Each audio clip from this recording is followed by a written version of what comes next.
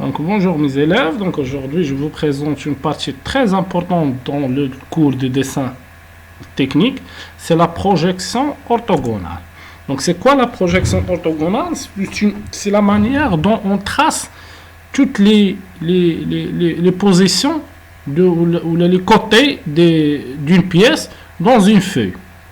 De telle façon, si j'aurais cette feuille et je vois ces distributions de dessin, je peux comprendre la forme totale de la pièce. Donc très souvent, une seule vue n'est pas suffisante pour définir l'objet.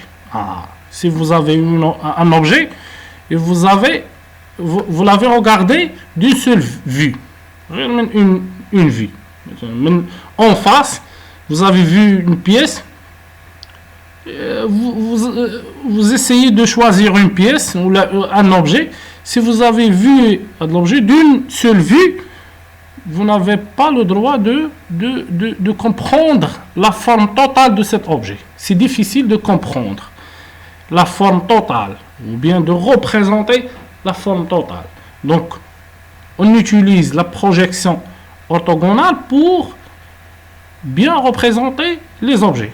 Donc, on prend l'objet d'un A, c'est la pile. Donc, pour exécuter d'autres vues, l'observateur se déplace toujours autour de l'objet, en respectant les règles d'obtention des vues. Si vous voulez voir toute la forme de l'objet, vous allez se déplacer autour de l'objet.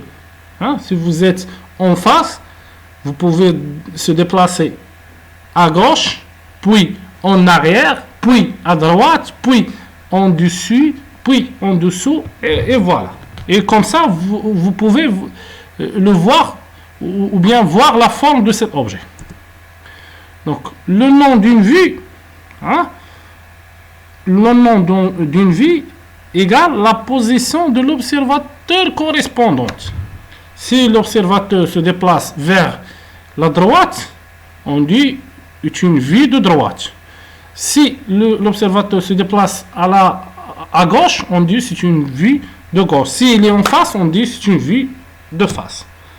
L'exemple. Première position. Regardons le dessin animé. Voilà, elle regarde la pile. Donc, de quel côté? C'est de la face.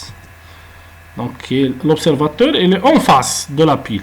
Donc, l'objet, donc on obtient la vue de face. Donc, deuxième position. Si l'observateur se trouve ici. Donc, je dis, il voit cette vue.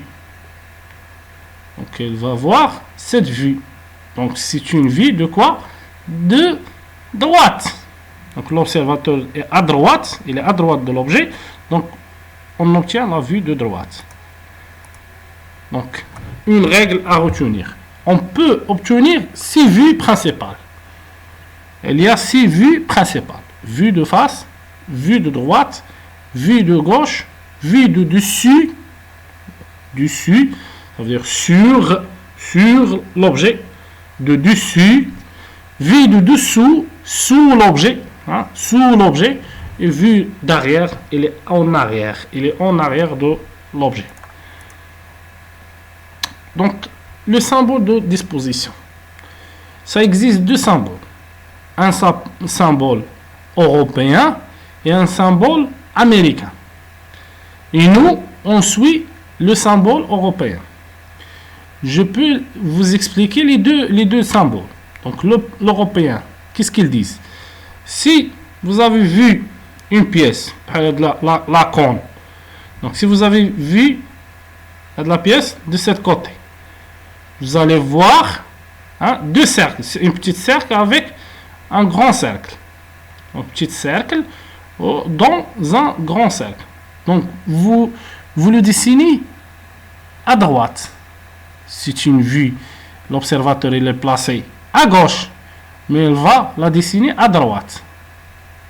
Donc, il va la dessiner à droite. L'américain, ils disent que si vous avez vu, si l'observateur est placé sur la gauche, il va dessiner de la vue à gauche. S'il est placé à gauche, il va dessiner à gauche.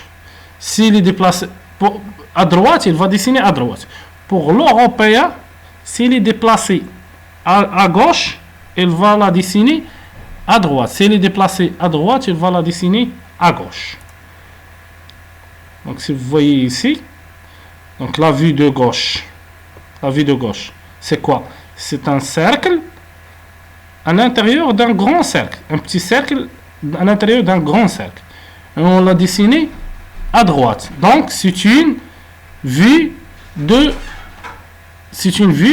gauche, mais elle est à droite.